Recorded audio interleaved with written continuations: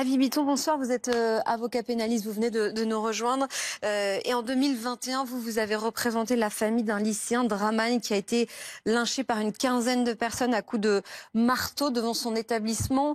On parlera tout à l'heure de cette affaire et de ce que peut-être la mort de Mathis a évoqué chez vous. Ça vous a peut-être rappelé des choses que vous aviez déjà observées dans cette précédente affaire. Mais essayons de comprendre là ce qui peut jouer durant les prochaines heures. Ce garçon de 15 ans et sa mère, donc présentés à un juge en vue de leur mise en examen. À votre avis, quelle sera la prochaine étape la plus probable?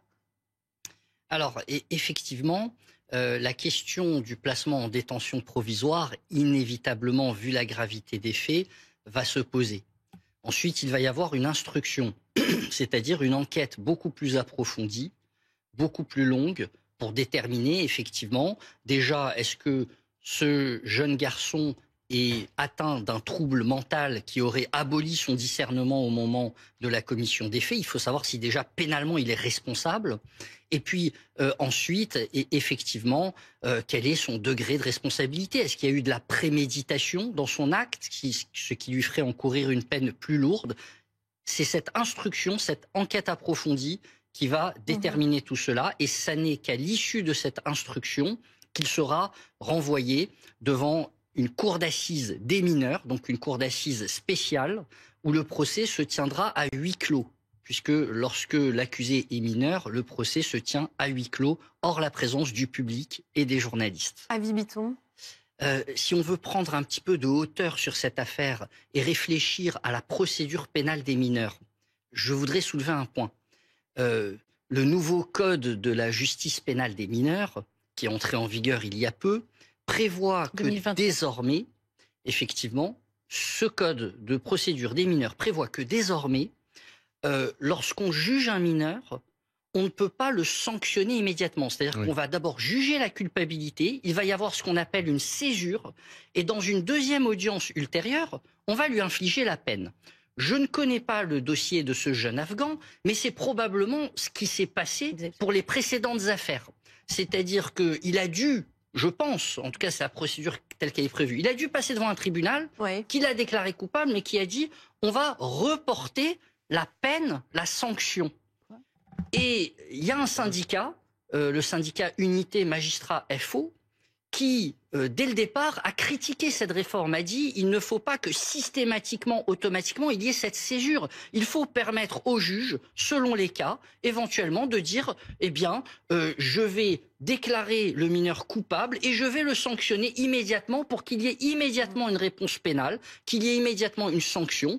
Et peut-être qu'on prévienne ainsi de cette manière qu'on empêche ce mineur de commettre de nouveaux faits. Avi Bitton, vous qui avez travaillé sur un dossier qui, j'imagine, a été un moment aussi important de votre carrière, ce jeune qui a été lynché en 2021 par une quinzaine de personnes à coups de marteau devant son établissement en Essonne, qui avait été plongé dans le coma et qui aujourd'hui garde des séquelles très graves.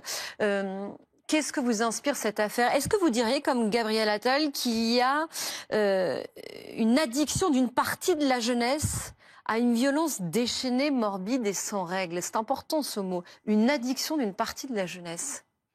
Alors, il faut quand même regarder les chiffres. C'est ce qui parfois nous sauve. Alors, certains commentateurs vous disent les chiffres montrent qu'il n'y a pas d'augmentation de la violence des mineurs. C'est ce que je disais encore cet après-midi, alors qu'on a l'impression que les histoires se multiplient. C'est vrai que l'effet médiatique peut agir comme une loupe grossissante et nous donner l'impression qu'il y a une explosion de la violence des mineurs par la multiplication des faits divers. Mais dans le même temps, il y a d'autres commentateurs, et je pense notamment au syndicat Unité Magistrats FO, qui lui dit attention, il y a dans ces statistiques un trait qui ressort, c'est que les violences graves entre mineurs, et notamment les violences sexuelles, elles augmentent. Il y en a plus. Donc la violence en général, enfin la délinquance en général, c'est-à-dire les vols, etc., c'est stable, mais l'effet de violence par des mineurs et souvent sur des mineurs, eux sont en augmentation. Mais vous, à quoi avez-vous pensé en entendant ces faits? Est-ce que ça vous a rappelé cette affaire sur laquelle vous aviez travaillé, vous, en 2021? Alors malheureusement, effectivement, depuis 2021, je suis l'avocat de Draman et sa famille, un jeune qui avait 15 ans à l'époque, qui s'est fait fracasser le crâne au sens propre du terme, à coups de marteau, qui a été dans le coma, qui évidemment a été gravement atteint physiquement. Malheureusement, il vient d'être, il y a quelques jours, réagressé en bas de chez lui, renversé volontairement par des jeunes en voiture qui étaient cagoulés, qui ont tiré des coups de feu. Et à l'heure où je vous parle, il se remet de cette deuxième agression.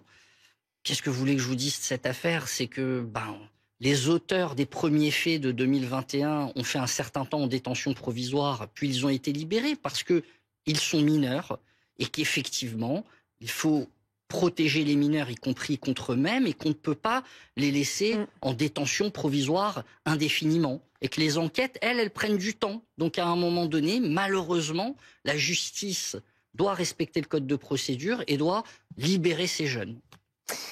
On va s'arrêter là-dessus, mais ça pose évidemment question. Merci à tous les quatre d'avoir été avec nous dans le 90 minutes.